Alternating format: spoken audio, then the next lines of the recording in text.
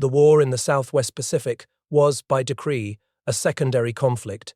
This was due to President Roosevelt's Germany First policy. General Douglas MacArthur found himself appointed commander-in-chief of a theatre.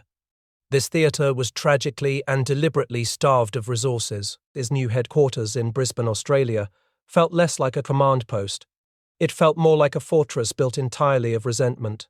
MacArthur was still reeling from his humiliating escape from Corregidor. He viewed the 9% supply allocation as more than just a strategic constraint. To him, it was a profound political betrayal by Washington and the US Navy. This strategic slight dictated the fate of the men who would fight and die in the jungles. The 32nd Red Arrow Division was comprised of guardsmen and draftees. They had mobilized under the pretense of fighting in the European snows. Their training used the mechanical tactics of the Louisiana maneuvers. This preparation was utterly mismatched to the environment awaiting them. They were equipped with relics, including World War I-era weaponry. They wore heavy leather gear ill-suited for the tropics. Among the strange equipment shipped west were leather toilet seats and gas masks. These items were quickly jettisoned by men struggling to carry even 20 rounds of ammunition. First Sergeant Paul Lutyens admitted their training lacked urgency. It had left soldiers detached from the reality of combat, as they were prepared only for an open field. They were not prepared for what one soldier would later call one green hell. MacArthur's presence in Australia immediately complicated Allied command. It was fueled by his fierce vow to return to the Philippines. He was surrounded by his loyal all-American staff, known as the Bataan Gang. This fostered an atmosphere of strategic isolation. General George Brett, who briefly served under him, captured the prevailing sentiment. Brett described MacArthur as a brilliant, temperamental egoist. MacArthur swiftly retired into his ivory tower to plan the campaigns ahead. He remained detached from the immediate grinding problems of the front lines. The appointment of the Australian General Thomas Blamey as Commander Allied Land Forces was a necessary political concession. The relationship between the two men was immediately poisoned by mutual distrust. When the 32nd Division finally disembarked at Port Adelaide in May of 1942, they received a hero's welcome. Flowers and kisses from young women masked a brutal strategic urgency. The men quickly realized their true fate. They were not here to prepare for Europe. They were the thin, final line of defense for Australia. The shift in strategic focus was solidified by flawed intelligence. Brigadier General Charles Willoughby, MacArthur's head of intelligence, dangerously misread the enemy's intent. He dismissed the Japanese invasion of New Guinea's north coast as merely a minor threat. This invasion had already resulted in the occupation of Salamaua and Lae. The Japanese, however, were not engaging in minor skirmishes. Their relentless push across the Papuan Peninsula aimed directly at Port Moresby. Taking Port Moresby was the key to isolating Australia. This escalating threat forced MacArthur to abandon his immediate focus on Manila. New Guinea, once a neglected backwater theatre, suddenly became the existential priority. The enemy advanced to Ilioribaiwa Ridge. They were close enough to Port Moresby that the salt air was detectable. MacArthur was forced to commit American forces to a campaign he knew was desperately under-resourced. The gravity of the situation was laid bare when he asked Prime Minister Curtin a haunting question. "Must I always lead a forlorn hope?" he asked. The defense of Australia would not be fought with the promised might of the American arsenal. It would be fought with the lives of unprepared men in an unforgiving, disease-ridden jungle. The Japanese advance along the Kokoda Track was not merely a military march. It was an ideological crusade, fueled by the distorted concept of Bushido. Years of training in tropical dystopias had conditioned the Imperial troops for endurance. They were pushed past the limits of human suffering with a fanatical zeal for self-sacrifice. This samurai spirit provided an initial terrifying advantage that transformed the Japanese into relentless adversaries. They seemed impervious to the jungle's ravages. The resulting battles were fought at the very edge of human capability. The four-day fight for Isarava in late August of 1942 was a bloodbath. Japanese troops, chanting and assaulting, clashed with Australian positions like wild animals. The defenders were already reduced by disease and exhaustion. Australian Commander Lieutenant Colonel Ralph Honor looked upon his men. He saw not soldiers, but gaunt spectres. They struggled to hold a line hammered by an enemy seemingly unconcerned with death.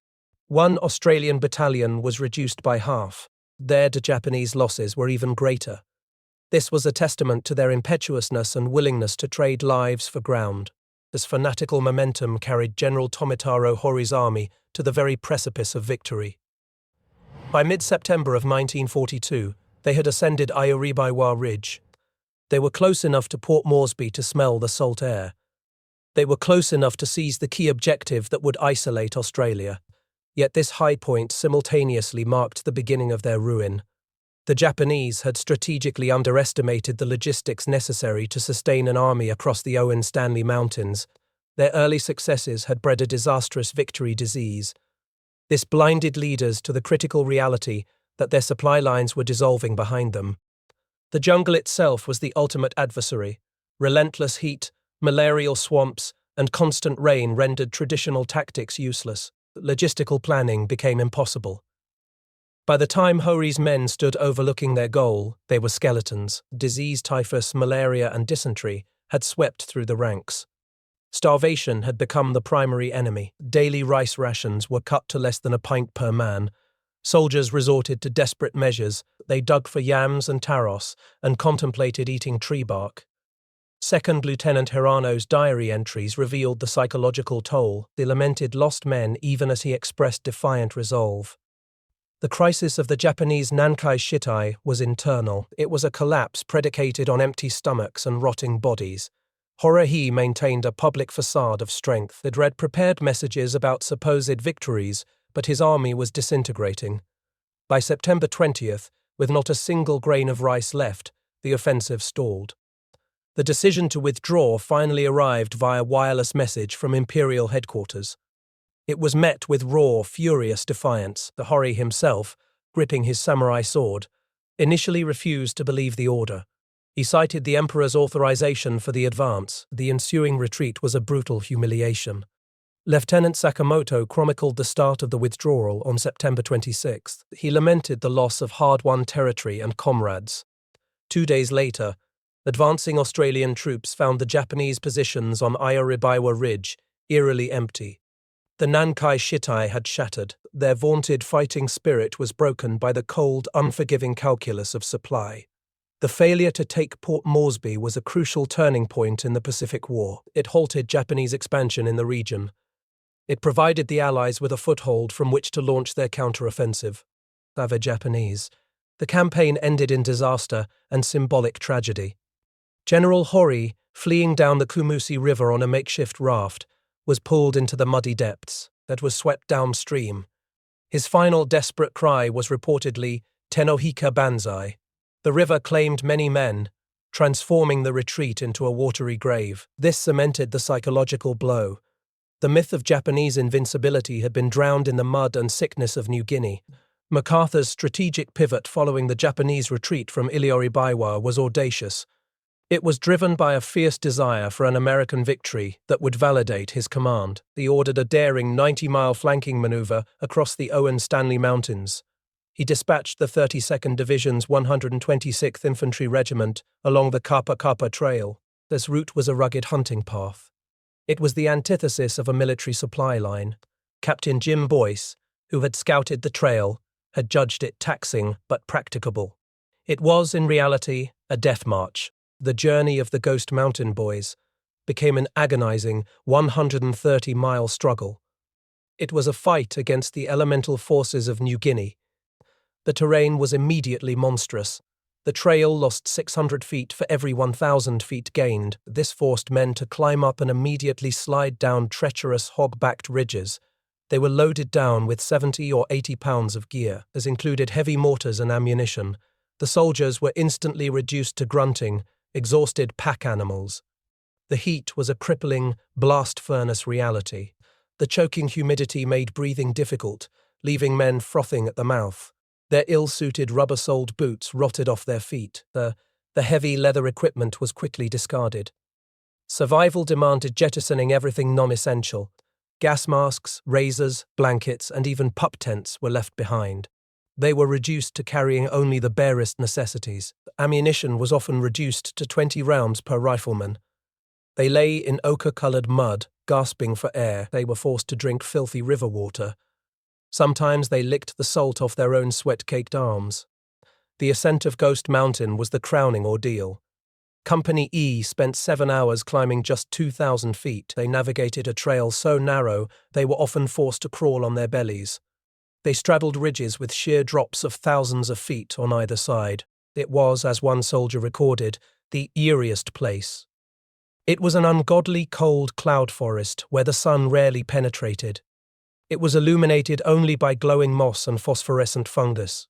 Rats nibbled at their toes as they slept in freezing, damp shelter halves. Amidst this relentless physical collapse, Captain Alfred Medendorp received a terrifying premonition of the enemy, that Medendorp was leading the Wairopi patrol. Near Laruni, his exhausted men encountered 35 emaciated Australian survivors. They were led by Captain Ben Buckler. These men had been cut off by the Japanese for 6 days. They were subsisting only on foraged sweet potatoes. They looked like ghosts. Lewis Sebring observed the scene. He noted, "Their sunken eyes looked at us from bearded faces. They were not merely wounded, they were starving." This was a visceral illustration of the campaign's true horror. Medendorp, despite his own suffering from a leg ulcer, offered them all the food that they could carry. The encounter provided a grim, undeniable truth. The primary enemy here was the environment and the disease it fostered. Malaria struck the 32nd Division like a time bomb. Before they had even reached the Buna coast, the unit's combat efficiency had plummeted by over 75%. This was due to disease and malnutrition. An estimated 67% of American troops were infected with malaria. They suffered debilitating chills and fevers. Dysentery was equally devastating. Men like Stanley Jastrzemski endured bouts so severe they passed only blood. Sometimes this happened 30 times a day. The heat and humidity dissolved the unreliable quinine pills in their pockets. The synthetic atabrine, though effective, was loathed and often refused. This was due to fears of sterility and the dreaded atabrine tan. The physical toll was absolute. Lieutenant Colonel Henry Geertz, the 2nd Battalion commander, suffered a heart attack. The soldiers were shadows of their former selves. Their bodies were gaunt and their eyes were sunken deep. The catastrophic failure of the overland logistics exposed the High Command's profound ignorance of jungle warfare, however. Necessity bred crucial innovation. Recognizing that the Kappa Kappa Trail was a logistical abyss, General George Kenny executed a critical strategic shift. Kenny commanded the 5th Air Force. He proved that the war could only be fought by air, successfully airlifted the 128th Infantry Regiment to Wanagala. This circumvented the mountains entirely. This was a hard-won lesson that would define future Pacific strategy. But for the Ghost Mountain Boys, the lesson came too late. After weeks of marching straight into starvation, they finally emerged onto the Buna coast in late October and early November of 1942. They were utterly spent, physically ruined, and medically depleted. They were now forced to face a Japanese enemy that had spent months building hundreds of impregnable coconut log bunkers.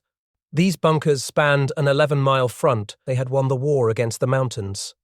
But they discovered that the true battle was just beginning. This was the battle against entrenched steel and ideological fanaticism, and they were tragically unprepared.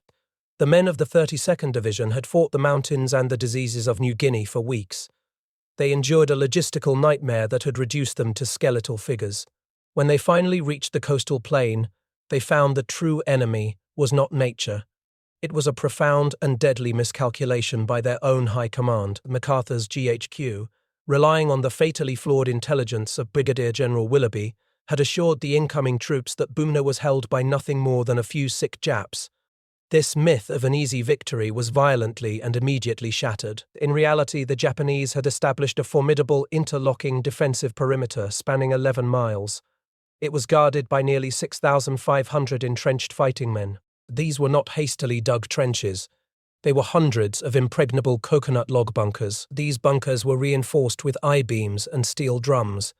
They were built above the high water table and camouflaged expertly. They were invisible until they spoke with fire.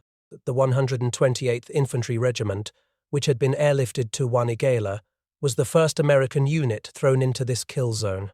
On November 17th, they walked directly into the teeth of the Japanese defenses. The initial assault was met with a devastating hailstorm of fire. Japanese snipers, utilizing smokeless powder, fired from camouflaged positions in the trees. They fired through angled firing slits. This made it impossible for the disoriented and exhausted Americans to locate the source of the attack. Wounded soldiers sobbed and called for medics. Their white battle dressings immediately drew sniper fire. This forced the medics into a grim, desperate measure. They began dyeing their bandages green with jungle foliage. The cost of the flawed intelligence was immediate and absolute. The Allies lacked the essential tools for siege warfare. There were no effective flamethrowers and no heavy artillery. Critically, there were no tanks. Many had been lost in a devastating air attack off Cape Sudeste. The attack also consumed tons of rations and 225-pounder guns. The ground troops were left to execute primitive frontal assaults. They fought against positions comparable to the Western Front of World War I. This suicidal strategy reached its nadir in the desperate fighting for key choke points. One such point was the Japanese roadblock on the Kokoda Track. On December 1st, Captain Keast, a former star athlete, attempted a probing attack.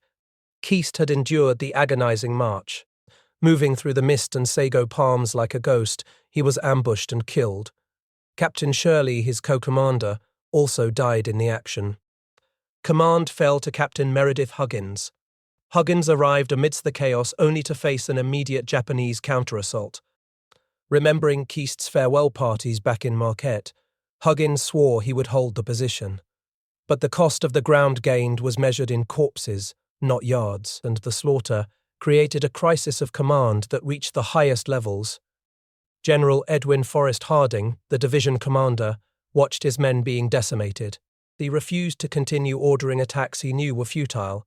He defied MacArthur's direct order, "Take Buna today at all costs." Harding argued that assaulting organized positions without adequate support was folly. They called it a slow, costly business that was bound to keep the gravediggers busy.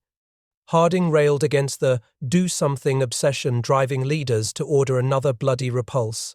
He compared the tactics to the unsustainable charges of the Civil War. MacArthur, watching from his ivory tower in Port Moresby, expressed impotent fury. An HQ observer sent to the front confirmed the troops' gaunt appearance, covered in tropical sores, but Harding's defiance was deemed insubordination.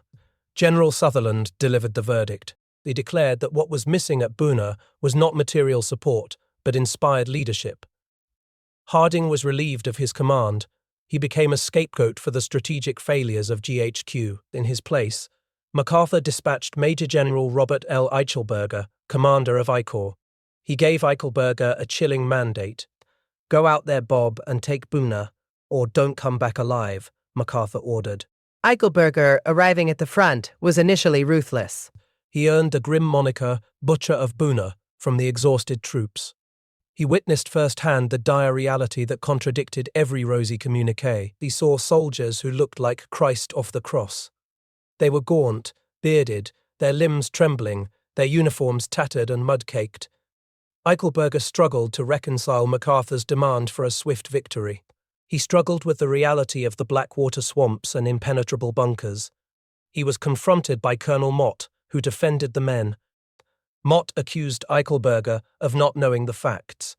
He accused Eichelberger of being licked by his own men's perceived cowardice. The confrontation served as a brutal awakening for the new commander. Eichelberger conceded that his forces were prisoners of geography.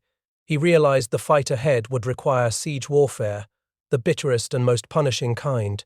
He finally realized the problem was not the fighting spirit of the men. It was the lack of... The tide only began to turn when MacArthur finally accepted the necessity of heavy support. He permitted the deployment of M3 Stuart tanks and fresh trained troops from the 163rd Regiment. The tanks proved instrumental. Their arrival challenged the assumption that jungle terrain rendered heavy armor useless. The injection of the 163rd Regiment on December 28 provided a crucial and desperately needed boost of manpower. This allowed the exhausted survivors of the Ghost Mountain March to finally be rotated out of the line. This combination of heavy weaponry and fresh bodies enabled Eichelberger to shift tactics.